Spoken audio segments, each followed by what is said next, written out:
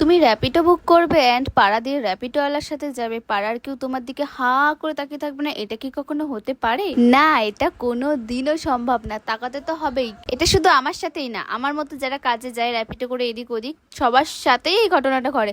আরে বাবা, যারা জানে বোঝে তারাও এমন ভাবে তাকাবে মনে হয় যেন কি না কি কে না কে। তো যাই হোক, আজকে আমি চলে এসেছিলাম একটা নেল এক্সটেনশনের কাজে। তো প্রথমে যে নেলটা দেখলে, এটা 1 মাস আগে করা, সেটাই ফার্স্ট আমি রিমুভ করে নিয়েছিলাম।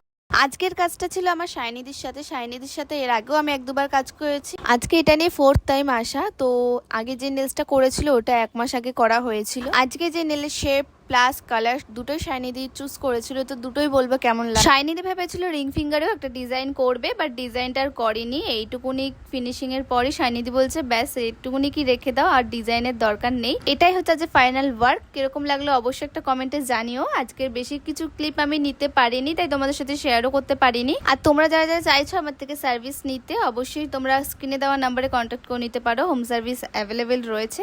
তো আজকের ভিডিওটা এইটুকুনি কি, আবার দেখাবো অন্য কোনো ভিডিওতে। Bye bye.